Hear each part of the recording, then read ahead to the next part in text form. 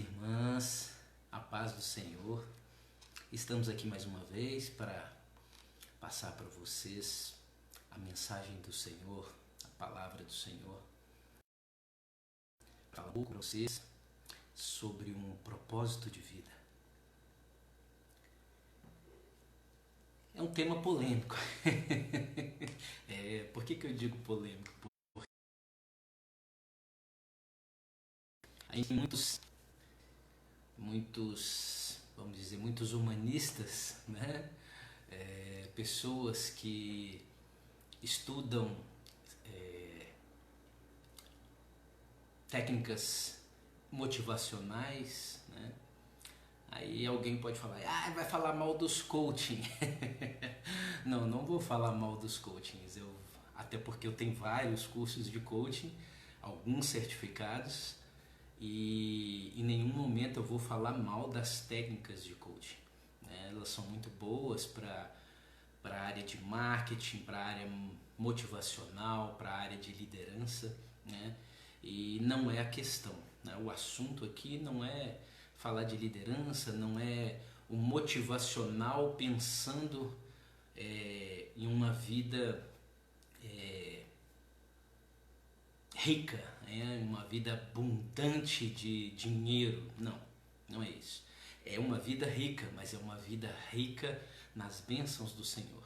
É uma vida rica de unção, de presença do Senhor. É uma vida rica de palavra do Senhor. É uma vida rica de saúde, né? Sim, é. E qual é a diferença, né?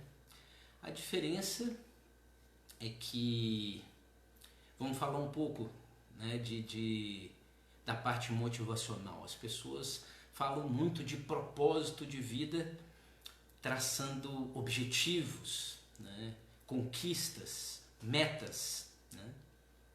E aí vão me falar, mas está errado, pastor? Sim, está errado. Está errado. Isso não é propósito, isso é missão de vida, né? Então, quando você tem uma meta, um objetivo a cumprir, né, quando você determina um ponto marco na sua vida que simbolize alguma vitória financeira, alguma vitória profissional, aí você diz que isso é uma missão, né? As metas são missões a cumprir, né? Então, toda vez que você define uma meta, um objetivo a alcançar, você está perseguindo uma missão de vida e não um propósito. Então, o que seria propósito, pastor? Propósito é o porquê que você vai fazer alguma coisa, né? O propósito é aquilo que lhe motiva a fazer porque aquilo te justifica a sua existência, né? Então, isso é um propósito. Aquilo que te justifica, aquilo que justifica a sua vida é um propósito de vida. O que é só uma meta a ser alcançada, e quando você alcançar a meta, você não tem mais justificativo para a sua vida, você vai fazer o quê? Vai se matar? É isso? Não. Isso não pode ser o seu propósito de vida, né? O seu propósito de vida não pode ser sempre uma meta, ou fazer igual a Dilma dizia, a gente dobra a meta. Não existe, né? Você tem algumas metas para a sua vida, sim, e isso são missões que você define para a sua vida. Propósito é aquilo que te justifica, é aquilo que diz o porquê da sua existência. Isso é propósito, né? E o que lhe justifica? O que justifica a sua existência? Por que você acha que você foi criado? Bom, se a gente for pensar de acordo com a vida do mundo, né? Eu vou falar uma palavra que o pessoal acha um pouco pejorativa, mas não é pejorativa, mas é uma vida mundana, né? Pertencente ao mundo, né? Então, se a gente for falar de uma vida humana, né? Uma vida humanizada, né? Não pensando no lado espiritual, no lado cristão, né? Então vamos dar um foco humanizado para a vida. Então, se a gente for pensar de uma vida humanizada, o que te justifica? O que te justifica foi o amor do seu pai e da sua mãe para lhe criar, para lhe dar vida. certo? E o que isso tem diferente da fé? A justificativa é a mesma.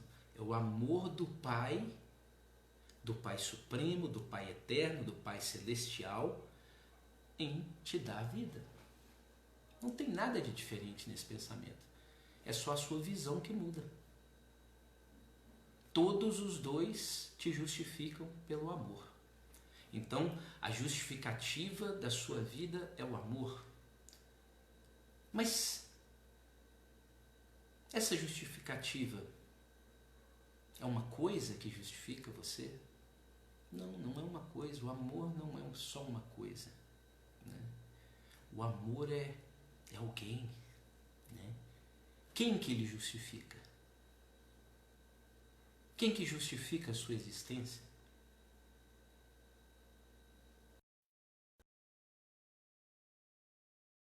Seu pai e a sua mãe se uniram em uma só carne, em um só corpo, quando se casaram. Em uma relação cristã, nós temos o casamento, né? Então eles se casaram, eles se uniram em um só corpo, em uma só carne, né? E o que justifica essa união, né? Esse quem foi criado pelo casamento, que significa família, né? Isso te justifica no mundo. E o que te justifica na vida espiritual? Deus. Sim, Ele é o quem te justifica. O nosso Pai Celestial, o nosso Pai Eterno é quem te justifica, né? Vamos agora para uma passagem, vamos para João capítulo 13, alguns versículos, né? Versículos 1 ao 21, nós vamos ler aí para vocês, né? Antes da festa da Páscoa, sabendo Jesus que era chegada a sua hora de passar deste mundo para o Pai, e havendo amado os seus que estavam no mundo, amou-os até o fim. Enquanto ceavam, tendo já o diabo posto no coração de Judas, filho de Simão Iscariotes, que o traísse, sabendo Jesus que o Pai entregara todas as mãos e que viera Deus e para Deus voltava, levantou-se da ceia, tirou o manto e, tomando uma toalha, cingiu-se com ela.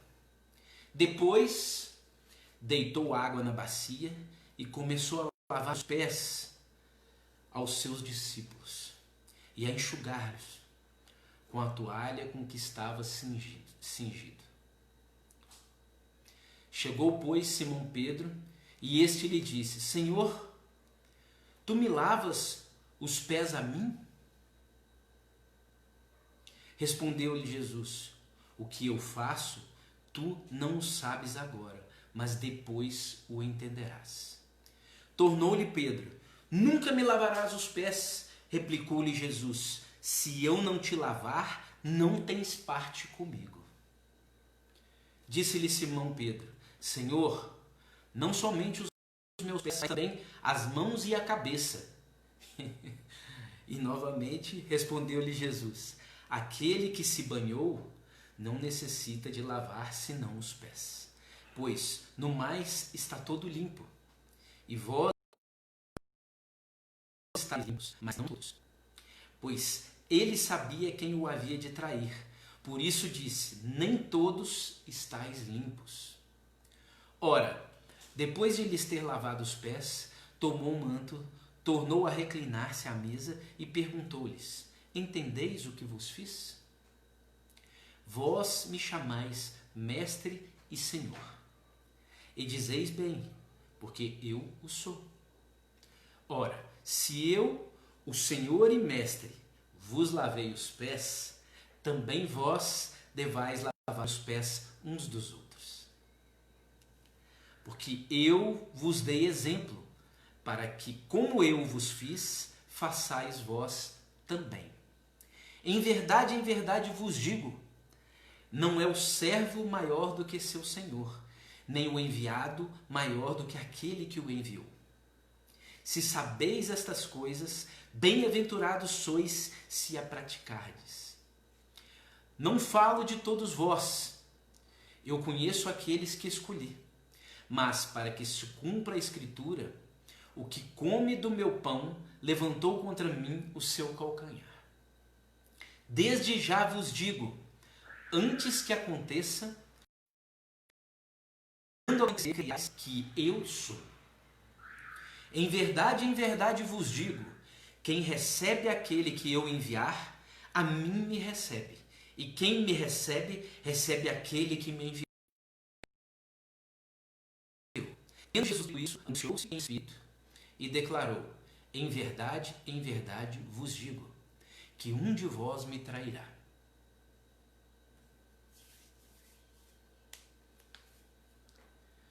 O que Jesus estava mostrando? Ele estava mostrando que ele sabia o seu propósito. Ele estava mostrando que ele sabia o seu propósito, aceitava esse propósito de bom grado e ensinava a eles que, mesmo ele sendo o Deus vivo, o Filho de Deus, ele não era maior do que Deus, nenhum servo era maior do que o mestre, mas todo mestre que realmente chega a ser mestre serve a todos os seus irmãos. Entenderam? Para você chegar a ser um mestre, para você chegar a ter discernimento, maturidade, você precisa aprender a amar e a servir o Senhor. E o maior símbolo de humildade que existia na época era você receber as pessoas que entram na sua casa e lavar-lhes os pés. Porque você mostrava que estava recebendo aquelas pessoas como amigos, como irmãos, como membros da sua família, que elas eram bem-vindas na sua casa.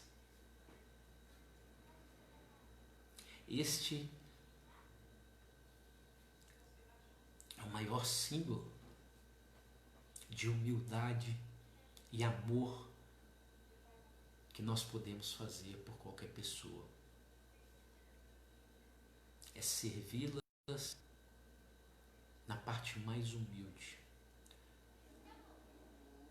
na parte que ninguém gostaria de fazer, que seria lavar da sujeira aquilo que veio da rua, aquilo que veio do mundo.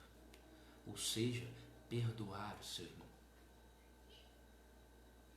Não importa o quão sujo ele chegue a você, não importa o quão pesado de pecado ele chegue a você, não importa o quão sujo do mundo ele chegue a você, receba-o bem e olhe para ele como se ele estivesse 100% limpo. Olhe para ele com todo o amor que o Pai teve por nós, que Jesus teve por nós. Esta é a principal mensagem de um propósito de vida de Jesus e do nosso propósito de vida. Porque nós fomos justificados por Ele, que morreu por nós, que tomou todos os nossos pecados, foi pregado no madeiro, sangrou até secar, nos justificando perante ao Pai com relação aos nossos pecados. O que ele fez foi exatamente o que eu te falei agora. Ele nos lavou de todas as nossas iniquidades, de todo o nosso pecado, e nos apresentou ao Pai limpos e puros. Este era o propósito de vida dele, e este é o propósito de vida que ele deixou para nós quando nos justificou perante ao Pai. O nosso propósito de vida é amar e servir aos nossos irmãos como se eles fossem nossos filhos, cuidando deles, ensinando a eles a palavra do Senhor, ensinando a eles a semelhança com a vida de nosso Senhor Jesus Cristo. E aí, pulando para uma outra passagem de João, no capítulo 13, versículos 34 e 35. Hoje eu estou com a Almeida revisada, revista, a primeira passagem e essa também. Um novo mandamento vos dou, que vos ameis uns aos outros, assim como eu vos amei, que também vos ameis uns aos outros. É o que eu acabei de dizer. Jesus quer que nós amemos os nossos irmãos da mesma forma como Ele nos amou, olhando a parte boa, só a parte boa do nosso irmão, esquecendo todo o pecado, lavando deles todas as impurezas e olhando o que eles têm de melhor, assim como o Pai os vê. Essa é a nossa missão, esse é o nosso destino, mas é o nosso propósito que Jesus deixou para nós como justificativa da nossa vida. O que nos justifica é a forma como Ele nos amou, é a forma como Ele nos ama. Ele ama a mim, Ele ama você e ama aquele pecador lá fora. Aquele que você viu fazendo maldade, aquele que você viu bebendo, caindo de bêbado, aquele que você viu destratando a esposa. Ele ama a todos. E é assim que Ele quer que nós nos amemos uns aos outros. Essa parte é que é a parte que justifica o nosso propósito de vida, o que justifica a nossa existência é o amor de Deus por nós, é a vida de Cristo, é a cruz que nos justifica. A cruz simboliza tudo isso. Ela simboliza o sofrimento de Jesus, o que Ele passou para nos redimir do pecado perante o Senhor, para que o Senhor nos recebesse com a sua graça, nos concedesse perdão e nos permitisse o acesso direto ao Pai novamente. Nós somos filhos pródigos. Nós somos filhos resgatados pelo Cordeiro de Deus.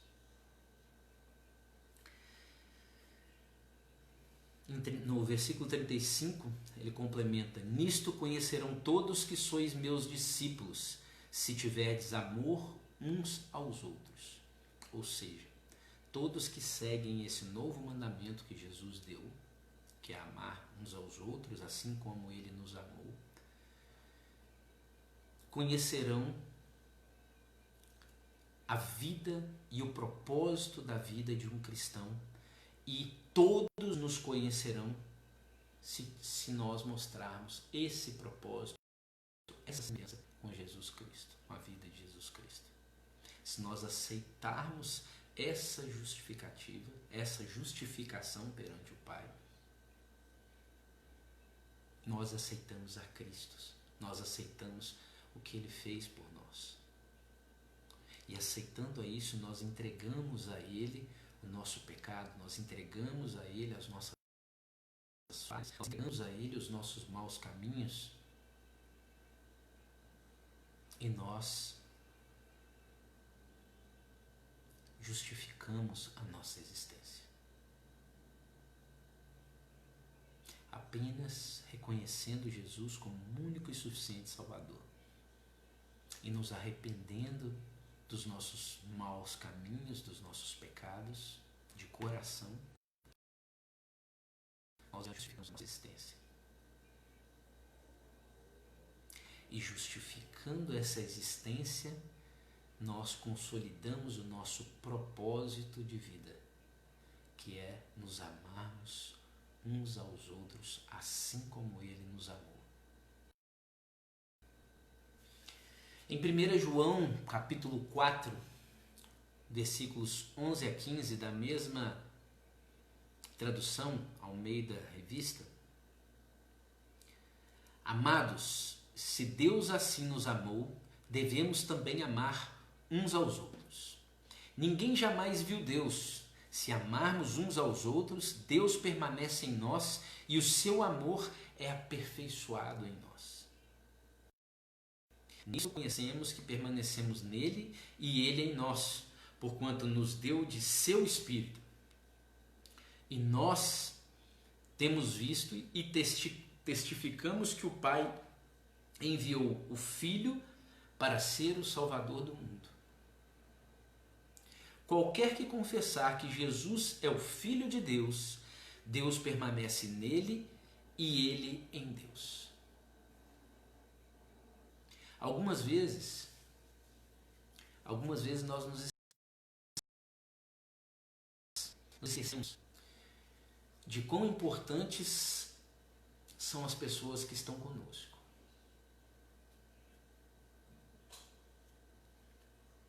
Sim. Nossa própria família, os nossos irmãos dentro de casa, a nossa esposa, os nossos filhos, os nossos amigos, os nossos colegas de trabalho, os nossos chefes, nossos subordinados, nossos empregados que nos ajudam no lar, nos ajudam nas atividades, o rapaz que lava o nosso carro, ou rapazes, no caso de um lava-jato, a pessoa que nos serve na padaria, a pessoa que nos serve no supermercado, o pastor que serve na nossa igreja, ou padre, dependendo da igreja que você frequenta, né? Reverendo, o sacerdote, né? Que nos serve lá, o nosso irmão na igreja que trabalha na portaria, na entrada, na recepção, o nosso irmão que ajuda na limpeza. Muitas vezes nós nos esquecemos de quão importantes são essas pessoas que estão conosco. Muitas vezes nós nos esquecemos de quão importantes são aquelas pessoas que nunca estão à nossa volta, mas que quando encontram com a gente na rua nos dão um sorriso. E às vezes isso não é. Nesses momentos nós valorizamos pouco cada memória que fica no espaço onde nós vivemos juntos, seja aqui, seja no trabalho, seja no seu caminho para o trabalho, seja voltando do trabalho, seja na academia, no supermercado, na farmácia, na padaria, no estacionamento, no lava-jato. Nós nos esquecemos de todos esses momentos. Mas, apesar de não podermos sempre estar próximos uns dos outros, nesse momento, você está aí do outro lado, sintam-se lavados, sintam-se livres de todo pecado, de toda ofensa. Sintam que nesse momento eu gostaria de estar aí, lavando os seus pés, para mostrar-lhe que eu gostaria de tê-lo como amigo, porque a própria Bíblia diz que há muitos amigos que são mais chegados que irmãos.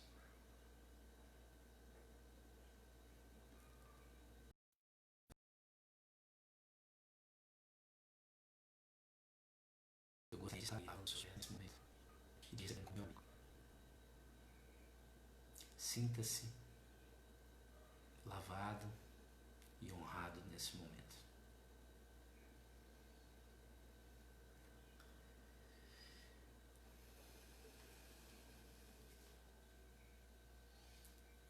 Na Bíblia também, em Romanos capítulo 5, nós temos algumas passagens que nos mostram o que justifica a nossa vida, né? E como foi feito isso pela parte de Deus, né? Através do seu unigênito, que foi dado em sacrifício para o nosso retorno à família espiritual, à família divina, retorno como filhos pródigos, retorno à casa do Pai. Então, em Romanos 5, capítulo 5, versículo 10, agora na versão NVI, se quando éramos inimigos de Deus, fomos reconciliados com Ele mediante a morte de seu Filho, quanto mais agora, tendo sido reconciliados, seremos salvos por sua vida. Então, fomos justificados pela vida, pelo sacrifício do Cordeiro. No mesmo capítulo 7, nos versículos 17 e 18, da mesma versão NVI, se pela transgressão de um só a morte reinou por meio dele, aqui está falando de Adão, a morte, quer dizer, a morte para a vida, né, a morte através do pecado, reinou por meio dele sobre toda a humanidade, muito mais aqueles que recebem Deus, a imensa provisão da graça e da justiça reinarão em vida por meio de um único homem, Jesus Cristo. Se pela transgressão de um nós fomos condenados ao pecado, pela justificativa da imensa graça e dádiva da justiça do Senhor através do sacrifício do Cordeiro, do Filho de Deus, nós reinaremos em justiça e provisão de graça, imensa provisão de graça através de Jesus Cristo. Consequentemente, assim como uma só transgressão resultou na condenação de todos os homens, assim também um só ato de justiça resultou na justificação que traz vida a todos os homens.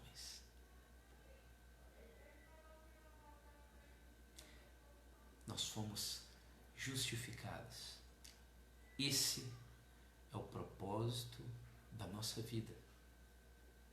Nós somos justificados pelo Pai, pelo sacrifício de Jesus. E Ele se sacrificou por amor a nós. E nós hoje recebemos toda a graça e toda a justiça do Pai sobre nós e sobre nossas vidas pelo sacrifício do Cordeiro, pelo sacrifício de Jesus. Em Hebreus, capítulo 12, versículo 14, da mesma versão, esforcem-se para viver em paz com todos e para serem santos. Sem santidade, ninguém verá o Senhor. Aqui, o que ele está dizendo? Que ele nos justificou, ou seja, ele retirou todo o nosso fardo, todo o peso do pecado que nós carregávamos. Nós fomos reenxertados na família divina e agora precisamos frutificar o Espírito Santo que está em nós. Frutificando o Espírito Santo, como diz em Gálatas, capítulo 5, se eu não me engano, versículos 22 a 24, alguma coisa assim, 20 e poucos, né? Onde ele fala do fruto do Espírito, aí fala do amor, perseverança, bondade, humildade, simplicidade, né? São aspectos que frutificam no Espírito. E aqui, em Hebreus, ele diz, precisamos viver em paz com todos, ou seja, amarmos uns aos outros, como Jesus nos amou, né? E procurarmos serem santos, né? Que é o quê? Livres de pecado. Mas nós não conseguimos ficar sem pecar. A gente vai melhorando a cada dia. O Espírito Santo em nós, habitando em nós, ele nos dá discernimento sobre o bem e o mal, e nós somos instruídos a não pecar mais, não repetir aquele pecado, e nós vamos nos purificando e nos santificando, ou seja, nos tornando mais semelhantes ao Pai, cada vez mais santos. Vamos chegar lá? Esse é a nossa meta, né? Não é o nosso propósito, mas nós já fomos justificados por Jesus. Então, a nossa meta é ser semelhantes a Ele. E a nossa justificação já foi feita. Ele já justificou a todos nós, né? Em 1 Coríntios, capítulo 15, versículo 19, ele nos dá uma injeção de direcionamento, perseverança, para que nós continuemos nessa vida, nesse propósito que Jesus justificou a nossa vida. Se é somente para esta vida temos esperança em Cristo, somos, de todos os homens, os mais dignos de compaixão. Por quê? Porque a nossa meta não é nós apenas vivermos essa vida. A nossa meta é nos encontrarmos com o Senhor. A nossa meta é termos nosso lugar junto a Cristo, no reino dos céus. Meus irmãos, minhas irmãs, esta é a justificativa da nossa vida, ou seja, o nosso propósito de vida. Essa é a justificativa de estarmos aqui. É termos sido salvos por Deus e perseverarmos na santidade, na frutificação do Espírito,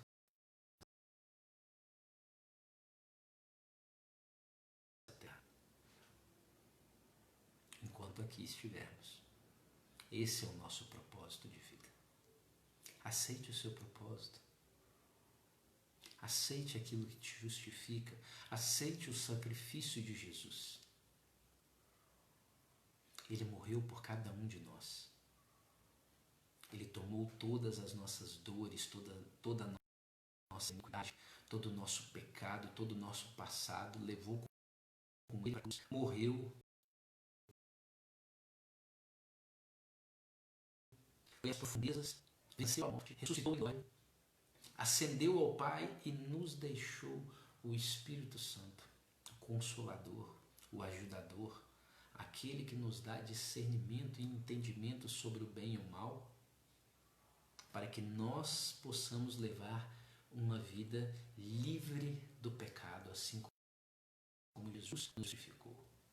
Para que nós possamos levar uma vida semelhante a Ele e assim possamos alcançar o reino dos céus. Para que nós possamos amar os nossos irmãos assim como Ele nos amou. E aí sim alcançarmos o propósito de vida que nos justificou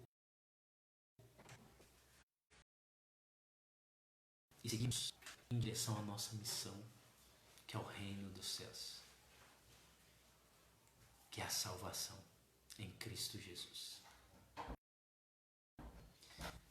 Irmãos, eu gostaria de orar por vocês agora. Eu gostaria muito que cada um de vocês fechasse os olhos nesse momento. Senhor, meu Pai, eu gostaria de agradecer a todos que assistiram a essa live, a essa ministração da Tua Palavra, Senhor. Eu gostaria que o Senhor inundasse cada um deles, Senhor, com Teu Espírito Santo. Cada um deles, Senhor, com a Tua presença através do Espírito Santo. Senhor, desça sobre eles a Tua graça, Senhor. Desça sobre eles todas as suas bênçãos, Senhor, toda sorte de bênçãos, Senhor, sobre cada um deles e suas famílias, Senhor. Senhor, abençoa a vida de cada um, abençoa o propósito de cada um, Senhor. Abençoa a caminhada de cada um, Senhor. Livre-os de todo o mal, de toda seta, de toda armadilha, de toda artimanha do inimigo, Senhor. Que o pecado saia de perto deles, Senhor. Que eles consigam evitar pecar, e mesmo quando pecarem, que eles se tornem ao Senhor em humildade, solicitando a tua graça novamente, Senhor. Senhor, abençoa o lar de cada um, abençoa a noite de cada um. Em nome de Jesus eu lhe peço, Senhor. Obrigado, Senhor, por me usar mais essa noite para ministrar a tua palavra, Senhor, para ministrar a tua mensagem. Eu agradeço esta honra, Senhor. Estou aqui para te servir sempre, sempre, Senhor, sempre. Em nome de Jesus eu estou aqui sempre para lhe servir. Muito obrigado, Senhor. Irmãos, a partir de amanhã nós começaremos uma nova série, dando continuidade a essa live que nós fizemos, né? E a série anterior, né? Onde nós estávamos falando de fé inabalável, né? Nós temos um exemplo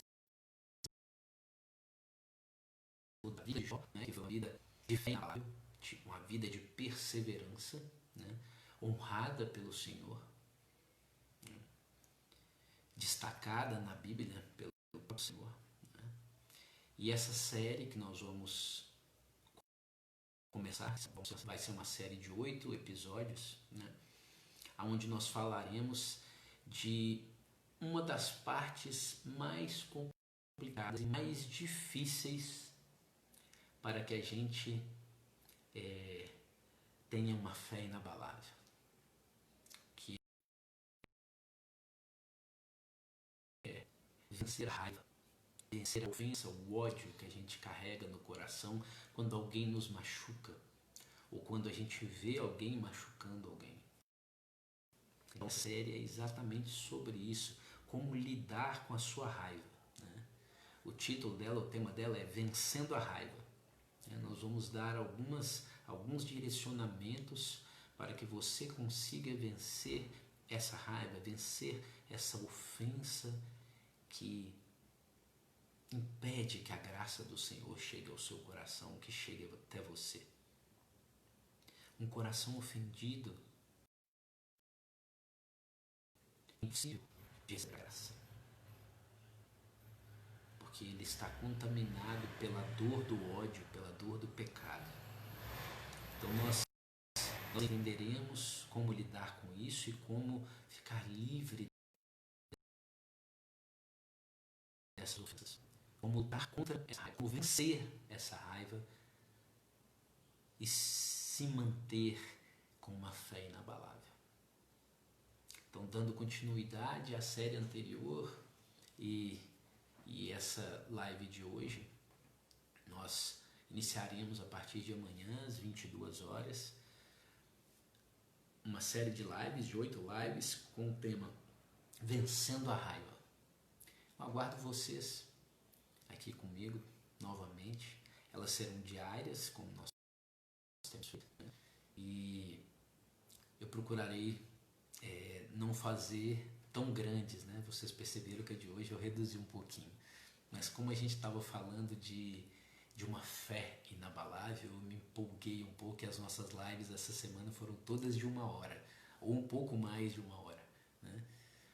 Eu tentarei fazer essas um pouco mais reduzidas, né? Como a de hoje foi, né? Mas eu nunca limito a palavra do Senhor e a presença do Espírito Santo. Então eu só tentarei, mas que não seja feita a minha vontade, mas a vontade do Senhor persista sobre a minha.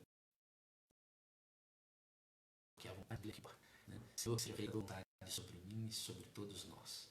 Amém. Uma boa noite para vocês, que a paz do Senhor abunde em cada lar. Fiquem com Deus.